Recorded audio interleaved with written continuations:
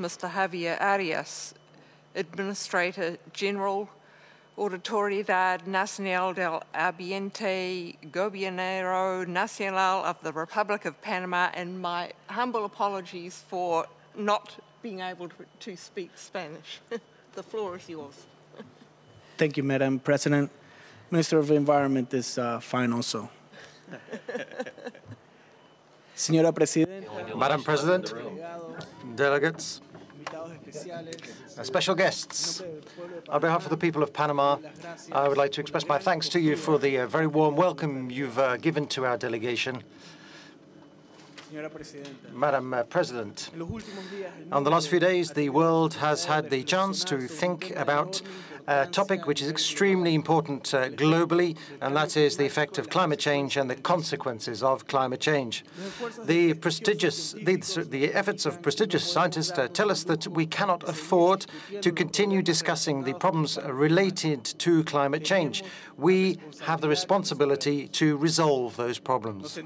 We have a feeling of hope that this meeting will produce the context in which next generations will look with admiration to the political commitments undertaken in Copenhagen. Our active participation since the Rio Summit on Sustainable Development, our speedy ratification of the Kyoto Protocol, the contributions to the Bali Roadmap, the preparatory conversations to this meeting in Bonn, in Bangkok, in Barcelona also, together with the proposals presented by my country here. All of these things are unmistakable demonstrations that Panama is committed to working against climate change. Madam President, a great number of research projects show that over 40,000 living species, of them, a third are threatened with extinction.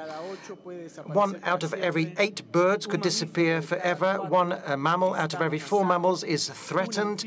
1 amphibian of every 3 amphibians could cease to exist. 8 crustaceans out of 10 and 3 out of every 4 insects are threatened also. The rate of extinction is increasing tremendously, and to a great extent, this is because of the work of man.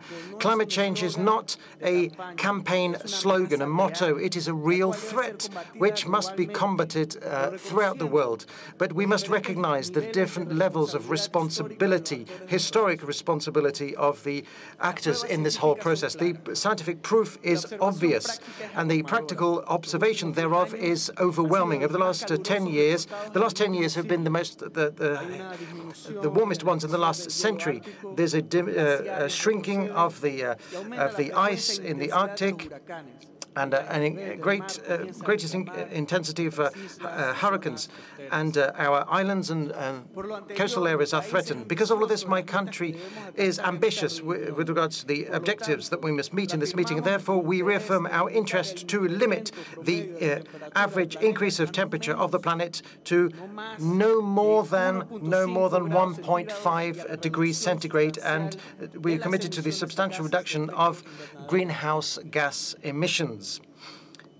Panama, despite the fact that we are a low-emissions country, Panama is working actively in promoting sustainable development and in taking concrete measures that can reduce the adverse effects of climate change, not only for our peoples, but also for the whole of humanity.